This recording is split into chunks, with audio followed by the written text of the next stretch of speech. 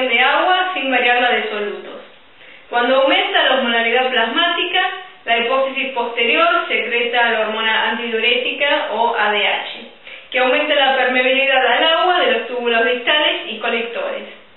Por lo tanto, se pueden reabsorber grandes cantidades de agua sin variar la tasa de excreción de solutos.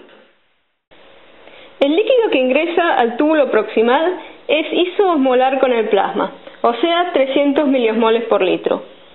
En el túbulo proximal, los solutos y el agua se reabsorben en la misma proporción. En el asa de Henle descendente se reabsorbe gran cantidad de agua porque el intersticio medular es muy hipertónico. El líquido que llega al asa ascendente es entonces más concentrado.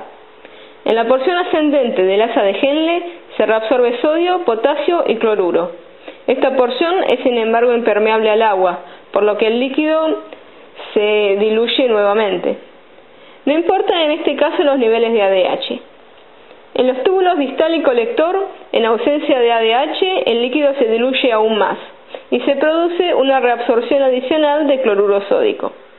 Entonces, el mecanismo para la formación de una orina diluida consiste en la continua reabsorción de solutos en los segmentos distales del sistema tubular, en tanto que el agua deja de reabsorberse.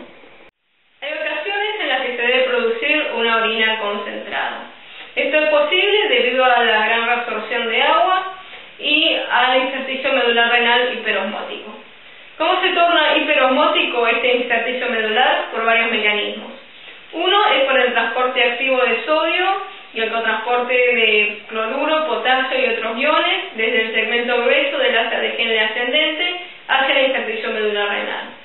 También por la difusión pasiva de grandes cantidades de urea desde los túbulos colectores hacia el intersticio, por la difusión de otros iones, asimismo desde los túbulos colectores hacia el intersticio, y por la reabsorción de solo pequeñas cantidades de agua hacia la médula, en comparación con la gran cantidad de solutos que se reabsorben.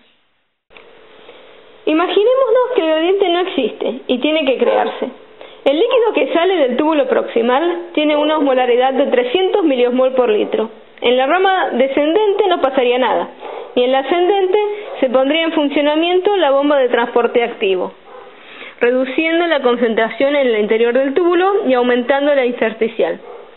Esta bomba establece un gradiente de concentración de 200 miliosmol por litro entre el líquido tubular y el intersticial. Pasa una primera vuelta. Ahora el intersticio es más hipertónico que la luz en el segmento descendente. La segunda vez que pase el líquido, en el segmento descendente se va a reabsorber agua para igualar concentraciones, y el líquido que va a llegar al segmento ascendente va a ser más concentrado. Se van a bombear nuevamente solutos al intersticio por medio de la bomba y nada de agua. Esto va a seguir así sucesivamente hasta que la osmolaridad intersticial sea de 1200 a 1400 miliosmol por litro. El gradiente medular no se disipa debido a los vasos rectos. Cuando estos entran en la médula renal pierden agua, porque la médula es hipertónica, y ganan solutos. Cuando ascienden nuevamente hacia la corteza ocurre lo contrario. En presencia de ADH, en el túbulo colector se reabsorbe gran cantidad de agua y la osmolaridad puede llegar a 1200 miliosmoles por litro. Esto ocurre en la corteza. La recirculación de la urea es asimismo un mecanismo para mantener una médula renal hiperosmótica. La urea aporta en torno al 40% de la osmolaridad. En el túbulo proximal se reabsorbe entre un 30 y un 40% de la urea filtrada. La concentración de urea va aumentando hasta llegar al asa de Henle ascendente, en parte por la difusión desde el intersticio medular. La rama gruesa de Henle, el túbulo distal y el túbulo colector cortical son relativamente impermeables a la urea. En presencia de ADH, cuando la urea llega al conducto colector medular interno, que es permeable a la urea, la elevada concentración de urea del líquido tubular hace que ésta difunda hacia el intersticio medular. Una cantidad moderada de la urea que pasa hacia el intersticio medular difunde hacia el asa de Henle delgada recirculando. El aclaramiento osmolar es el volumen de plasma depurado de solutos en cada minuto. Se calcula como osmolaridad urinaria por flujo de orina dividido osmolaridad plasmática. El aclaramiento de agua libre es la diferencia entre la excreción de agua y el aclaramiento osmolar. Cuando el aclaramiento de agua libre es positivo, los riñones están eliminando un exceso de agua, mientras que cuando el aclaramiento de agua libre es negativo, los riñones están eliminando un exceso de solutos y se está conservando agua. La hipófisis secreta hormona antidiurética frente a un aumento de la osmolaridad plasmática, una disminución del volumen sanguíneo o una disminución de la presión arterial. Estos mecanismos también activan al mecanismo de la sed, que se define como el deseo consciente de beber agua.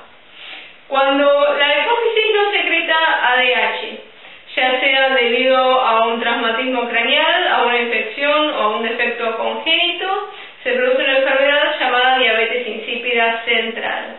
En esta, el paciente orina grandes cantidades de orina diluida y tiene mucha sed. Si no bebe agua, se deshidrata.